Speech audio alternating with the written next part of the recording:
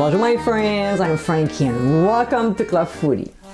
When hosting a dinner, you want to serve your guests something very good. But on the other hand, you want to spend some time in their company. Being stuck in the kitchen, prepping and cooking is not the ideal for you or your guests. There are many dishes you can make that don't need your divine attention. Here's one for you. In today's episode, I'll show you how to make my roast beef with fresh herbs. This recipe is so easy. Plus, you can enjoy the beautiful flavors from the fresh herbs. This dish is always a hit, and this will give you plenty of time to have fun with everyone.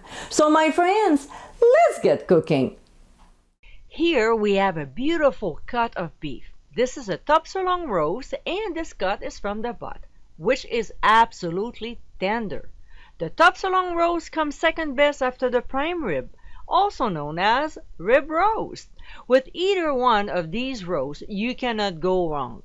So we'll already pat dry the roast, and we'll season with salt, freshly ground black pepper, and dry mustard. Now, when it comes to the mustard, it's roughly 1 teaspoon per 3 pounds. And here my roast was about 6 pounds. So I used 2 teaspoons, but you can always use more if you prefer. Next, in an oven-proof pan over medium-high heat, we'll add the oil.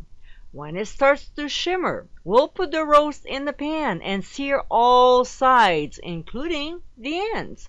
By doing this, it will give the roast a nice caramelization, plus enhance the savory flavor of it. So when we're done, we'll place the roast on a wire rack with the fat side up. Placing the roast on a rack makes the hot air circulate around the roast, cooking evenly, and the fat side up bastes the roast as it cooks. So here I'm using a probe each time I cook any meat in the oven. So that way I can go wrong. So we'll carefully transfer the pan into a 425-degree preheated oven and cook for 20 minutes. Then after, we'll reduce the heat to 325 degrees and cook until the internal temperature registers 140 degrees Fahrenheit. While the roast is cooking, we'll prep our fresh herbs. So we'll use a couple sprigs of rosemary and chop them finely. Well, finely enough anyway. Then we'll do the same with mint and all our other fresh herbs. We'll place them in a bowl and add to this the pressed garlic. We'll give a quick stir, then pour some oil, about a tablespoon to a tablespoon and a half. We'll stir again to blend the oil well with the herbs. We'll remove the roast when it registers around 115 degrees Fahrenheit and quickly spread the fresh herb mixture on top. We'll lightly press down on the herb mixture to help it stick to the roast. Then return it as fast back in the oven until the internal temperature reaches 140 degrees Fahrenheit, which is medium rare. When we cook a roast, this is the doneness we want, okay? So when it's cooked, we'll remove from the heat and transfer onto a carving board.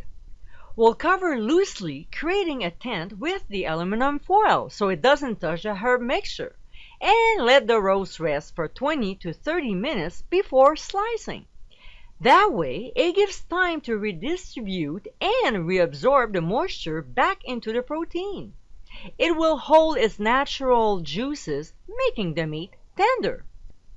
And my friends, this is a roast beef with fresh herbs. The mixed flavor from the herbs and the caramelized smell from the roast give this dish a beautiful savory aroma. This recipe is easy to make, but yet incredibly tasty. This is a perfect succulent meal to serve when hosting a dinner party.